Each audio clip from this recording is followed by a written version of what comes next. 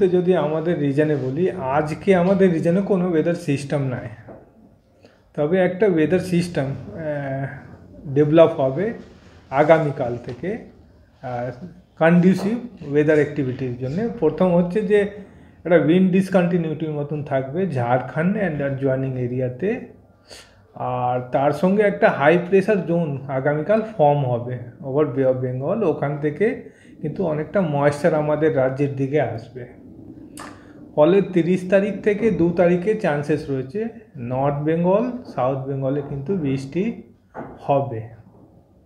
খুব স্পেসিফিক যদি বলি 30 তারিখ আগামীকাল যে বৃষ্টিগুলো হবে east Bardhaman, Nadia, north south 24 Pargana, কিন্তু সেকেন্ড হাফ থেকে প্রথম হাফে খুব একটা চান্সেস নাই।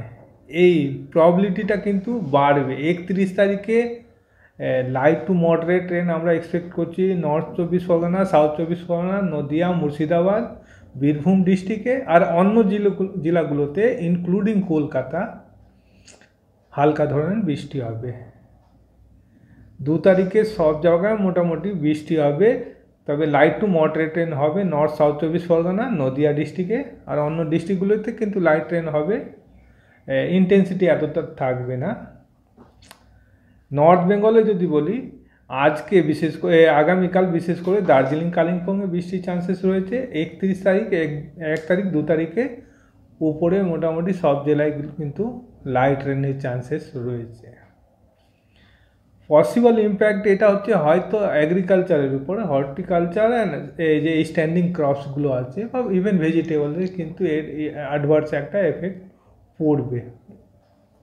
কলকাতা আজকে পরিষ্কার আকাশ, আগামীকাল চান্সেস যদি বৃষ্টি হয় সেটাও 25% প্রবাবিলিটি যদি বলি সেকেন্ড হাফে ইভিনিং নাইটের দিকে, তবে ভালো চান্সেস রয়েছে সেটা হচ্ছে 31 তারিখ 1 তারিখ 2 তারিখে কলকাতাতে এক্সপেক্টেড মেঘলা আকাশ, তার সঙ্গে হালকা ধরনের বৃষ্টি কিন্তু আমরা কলকাতাতে পাবো।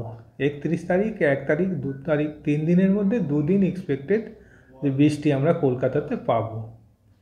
তাপমাত্রা যদি বলি কলকাতা অ্যান্ড সাউথ বেঙ্গলের সব জায়গায় কিন্তু আগামী 2 দিনের মধ্যে 2 থেকে 3 ডিগ্রি টেম্পারেচার বেড়ে যাবে।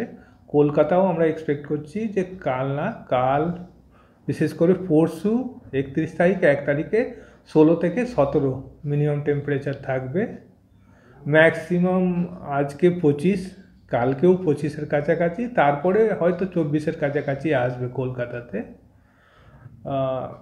বড় কোনো বৃষ্টি নাই, আলাদা করে সতর্কবার্তা নাই।